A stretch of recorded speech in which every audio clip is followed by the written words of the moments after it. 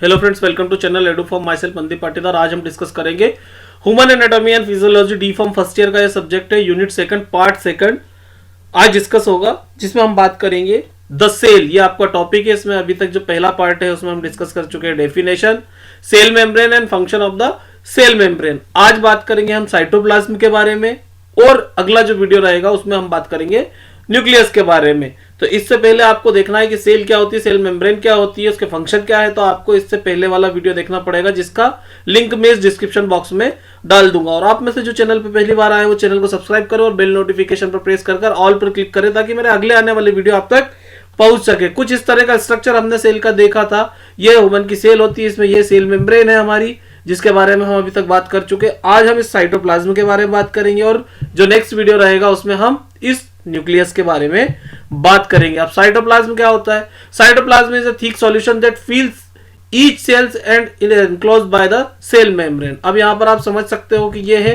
Thick solution है जो इस हर सेल में होता है और सेल मेम्ब्रेन से एनक्लोज्ड होता है। It is mainly composed of water, salt and protein. इसमें वाटर, सॉल्ट और प्रोटीन होते हैं। दो तरह के पार्ट होते हैं, एक्टोप्लाज्म और एंडोप्लाज्म। एक्टोप्लाज्म क्या होता है? Present just beneath the cell membrane, cell membrane के जस्ट नीचे होता है। और endoplasm it is like a fluid, जो फ्लूइड होता है उसके जैसा होता है, present between the ectoplasm and nucleus. Nucleus और एक्टोप्लाज्म के बीच में जो पाया जाता है उसको हम बोलते हैं एंडोप्लाज्म। ये न्यूक्लियस और इसके बीच में जो है इसको बोलते हैं हम endoplasm. Organelles in cytoplasm, common structure in all cell of the body, it carry out the various function of the cells. अब ऑर्गेनलीज क्या होती है? बहुत सारा जो कॉमन बॉडी रहती है उसके अंदर साइटोप्लाज्म में, और ये सेल के बहुत सारे फंक्शन करती है। यदि हम बात करें तो ऑर्गेनलीज कौन कौन सी होती है? Bounded by limiting membrane, not bounded by limiting membrane. इसमें endoplasmic reticulum, Golgi apparatus, lysosome, peroxisome, secretory vesicles, mitochondria, chromosomes, ribosomes, microfilaments, microtubules, इन सब के बारे में हम एक एक के बारे में कुछ बात, किसी के बारे में बात करते हैं। अब बात आती है सबसे पहले एंडोप्लाज्मिक रेटिकुलम की। यदि आपके बारे में सेल का आपसे क्वेश्चन पूछा गया है और बड़ा क्वेश्चन है, तो उसमें आपको पूरा सेल लिखना है। सेल क्या होता है, उसकी डेफिनेशन क्या है, सेल की डेफिनेशन के बाद फंक्शन क्या है, और फिर ये ऑर्गेनलीज ऑफ सेल क्या होती है, ये सारा हमको लिखना। और यदि पर्टिकुलर क्वेश्चन आता है ऑर्गेनली सेल, तो सेल का यहां से हम स्टार्ट कर सकते हैं। एंडोप्लाज्मिक रेटिकुलम के बारे में यदि आपसे कोई पूछता है तो it is the most extensive cell organelle present in the cytoplasm. It is covered by the limiting membrane, एक लिमिटिंग मेम्ब्रेन के यानी कि एक मेम्ब्रेन से कवर्ड होता है। Membrane is bilayered, made up of lipid and protein. जो membrane होती है वो दो लेयर में होती है, लिपिड और प्रोटीन की बनी होती है। It contain a fluid called endoplasmic matrix. जिसके क्या, एंडोप्लाज्मिक रेटिकुलम के अंदर क्या होता है? एक फ्लूइड होता है, उसको क्या बोलते हैं? Endoplasmic matrix. दो तरह के होते हैं, रफ, या इसी को हम बोलते हैं ग्रेनुलर एंडोप्लाज्मिक रेटिकुलम, या स्मूथ और ए ग्रेनुलर एंडोप्लाज्मिक रेटिकुलम। अब यदि बात करते हैं रफ एंडोप्लाज्मिक रेटिकुलम की, तो रफ एंडोप्लाज्मिक रेटिकुलम क्या होते हैं? The part of endoplasmic reticulum which contain granular ribosomes. इसके ऊपर ऐसा एंडोप्लाज्मिक रेटिकुलम जिसपे राइबोसोम्स के ग्रेन्यूल्स प्रेजेंट हो। The ribosomes are the site of protein synthesis. अब ये राइबोसोम्स क्या होते हैं? प्रोटीन की सिंथेसिस की साइट होते हैं। ठीक है, ये किस पे पाए जाते हैं? रफ या ग्रेनुलर एंडोप्लाज्मिक रेटिकुलम के ऊपर। स्मूथ या ए ग्रेनुलर एंडोप्लाज्मिक रेटिकुलम क्या होता है? This does not contain ribosomes. इनके ऊपर राइबोसोम्स नहीं होता है। This type of endoplasmic reticulum is covered concerned with the fatty acid and steroid synthesis. Rough endoplasmic reticulum काय की सिंथेसिस करता है? प्रोटीन की सिंथेसिस करता है। और smooth endoplasmic reticulum fatty acid और स्टेरॉइड की सिंथेसिस करता है। Also they store and release calcium. ये जो स्मूथ एंडोप्लाज्मिक रेटिकुलम है, ये किसको? कैल्शियम को स्टोर और रिलीज भी करते हैं। ये कुछ इस तरह के होते हैं एंडोप्लाज्मिक रेटिकुलम। ये है स्मूथ और ये है रफ। रफ के ऊपर क्या है? आपको राइबोसोम्स देखने को मिल रहा है। ये राइबोसोम्स क्या करते हैं? प्रोटीन की सिंथेसिस करते हैं। अब अगली बात करते हैं यदि हम गोल्गी एपरेटस की या गोल्जी एपरेटस की। इसके अलग अलग नाम है, जिसको जैसा लगे वो बोल सकता है। Also known as Golgi body या गोल्गी कॉम्प्लेक्स या Golgi complex. Present in all cells except red blood cells. सभी सेल्स में पाया जाता है, लेकिन रेड ब्लड सेल्स में गोल्गी या गोल्जी एपरेटस, गोल्जी कॉम्प्लेक्स नहीं पाया जाता है। It is situated near the nucleus. Nucleus के पास में पाया जाता है। It is cup shaped and contain vesicles. ये कप के शेप में होता है और इसमें वेसिकल्स पाए जाते हैं, वेसाइकल्स पाए जाते हैं, जिसको जो बोलना है। Function processing and delivery of protein molecules to different part of the cell. ये प्रोटीन जो सिंथेसिस होता है राइबोसोम से, उसको प्रोसेस करता है, मतलब उसको और व्यवस्थित करता है, और क्या करता है, अलग अलग पार्ट जो सेल का पार्ट है उसमें पहुंचाता है। Protein molecule are synthesized in endoplasmic reticulum, हमने बात कर ली, and transported to the Golgi apparatus. Endoplasmic reticulum में जो बन रहे हैं, कहां है, रफ एंडोप्लाज्मिक रेटिकुलम पे क्या है, राइबोसोम। राइबोसोम्स में क्या बन रहा है आपका, प्रोटीन। वो प्रोटीन क्या होता है, यहां पर प्रोसेस होता है गोल्गी एपरेटस या गोल्गी कॉम्प्लेक्स में, और पूरी बॉडी में पहुंचा दिया जाता है, ठीक है। The Golgi apparatus this protein molecule proposed and send the different cell organ. यही बात यहां पर हम कर रहे हैं। अब बात करते हैं हम लाइसोसोम की। लाइसोसोम क्या होते हैं, लाइसोसोम्स आर स्मॉल स्फेरिकल या ओवेल।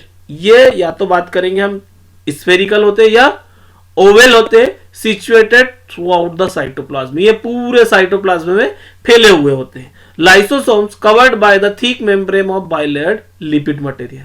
ये एक थिक मेम्ब्रेन से कवर्ड होते हैं, और वो काय की बनी हुई होती है, बाइलेयर्ड होती है और लिपिड की बनी हुई होती है। मेन बाइलेयर्ड मतलब 2 लेयर रहती है, ठीक है। Many small granules are present in lysosome.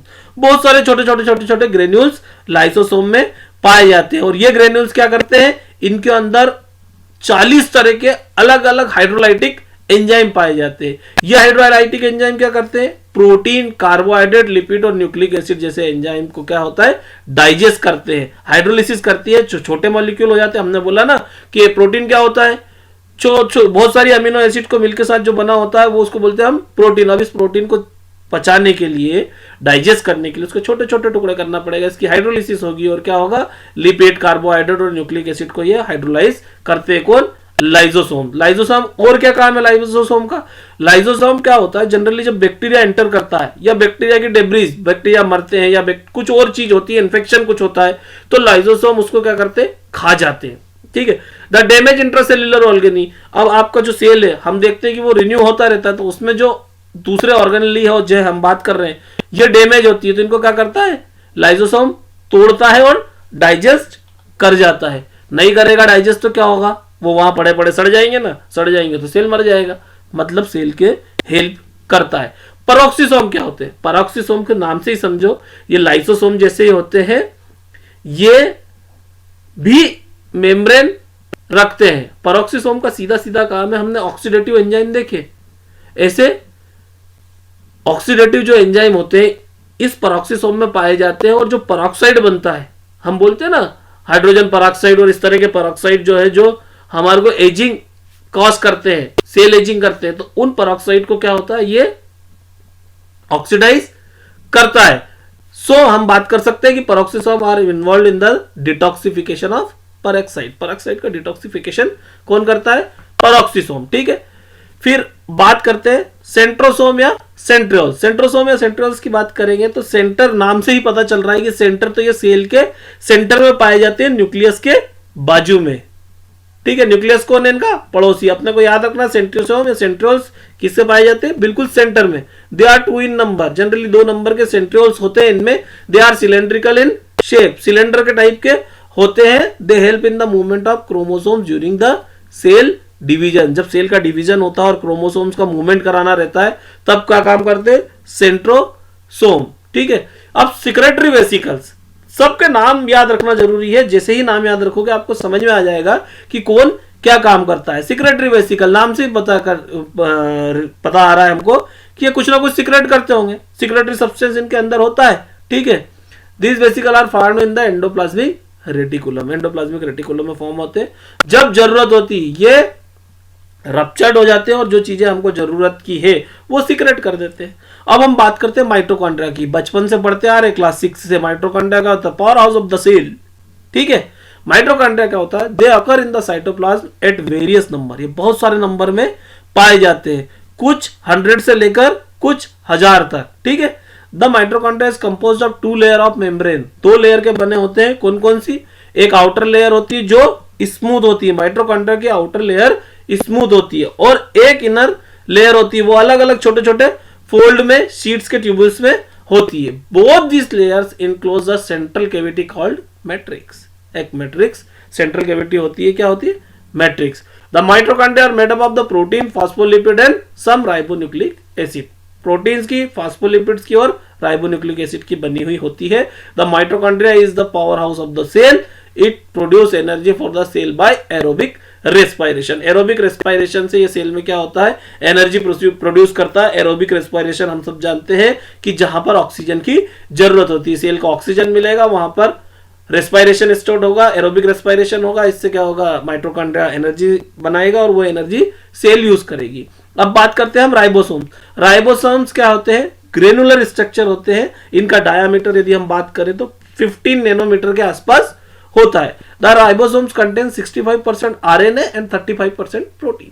65% RNA होता है, आरएनए होता है और 35% क्या होता है? Protein. Ribosomes are responsible for protein synthesis. Ribosome किसके लिए रिस्पॉन्सिबल है? प्रोटीन सिंथेसिस के लिए। राइबोसोम्स पाए कहां जाते हैं? एंडोप्लाज्मिक रेटिकुलम में। कौन से एंडोप्लाज्मिक रेटिकुलम में? रफ एंडोप्लाज्मिक रेटिकुलम में। अब हम अगला बात कर लेते हैं माइक्रोट्यूब्यूल्स। माइक्रोट्यूब्यूल्स की जो बात है वो they are straight hollow cylinder, खाली सिलेंडर जैसे होते हैं, स्ट्रेट होते हैं with diameter of 200 angstrom. 200 angstrom का इनका डायमीटर होता है। They are responsible for the maintaining the shape of the cell. Cell का जो शेप है उसको मेंटेन करने के काम ये आते हैं। रेफरेंसेस आप देख ही सकते हो। एन मुरुगेश से मैं सबसे ज्यादा पढ़ाता हूं और उसी के साथ आप देखेंगे essential of medical physiology of doctor के सेम्बुलिंगम एंड डॉक्टर प्रेमा सेम्बुलिंगम। ये काफी अच्छी बुक लगती है मुझे। गूगल और इक्वेरा.com से मैंने इमेज लिया है। वीडियो पसंद आया तो लाइक शेयर सब्सक्राइब करें और चैनल पे पहली बार आए तो सब्सक्राइब करके बेल नोटिफिकेशन को प्रेस करें।